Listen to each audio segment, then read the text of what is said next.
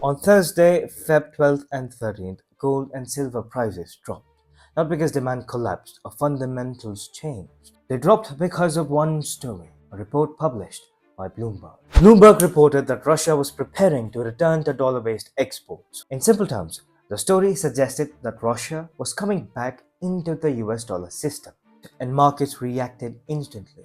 Dollar strengthened, gold fell, and silver corrected. Everything moved the way you would expect it to move. There was just one problem with the story: it wasn't true. Russia's central bank publicly denied it.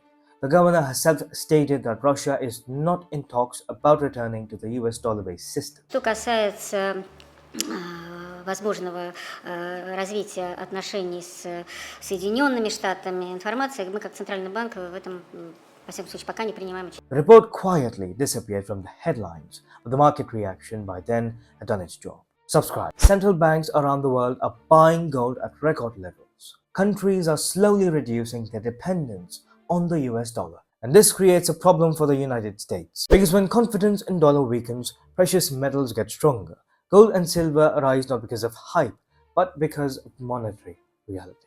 This story was never really about Russia. It was about momentum and slowing down the psychological shift away from the dollar and into hard assets. And it was about creating the impression that everything is normal again, that the dollar is still dominant, and that there is no reason to look elsewhere.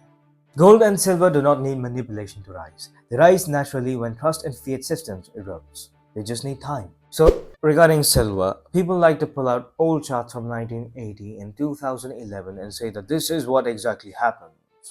But that is lazy analysis. Silver today is not the same asset it was 40 years ago. Back then, silver was mainly a monetary metal. Today, it is a strategic industrial metal. Silver is one of the best conductors of electricity. It's used in solar panels, electric vehicles, and modern electronics. Even Elon Musk has said that solar will dominate the future of global electricity production. In 2023, silver accounted for roughly 3.4% of cost of a solar panel.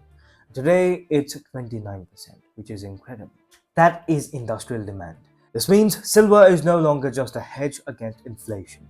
It's now a core material of the energy transition. So when you see headlines where Russia is returning back to the dollar, gold and silver are losing relevance, and dollar is getting stronger, ask yourself one simple question: who benefits when people stop buying hard assets? Because markets move on data, but narratives move markets first. And at times, the narrative itself is the trade. Just 375 subscribers. I need 100k before the end of this year. Please help me reach 100k before the end of this year. Thank you so much, and I'll see you next time.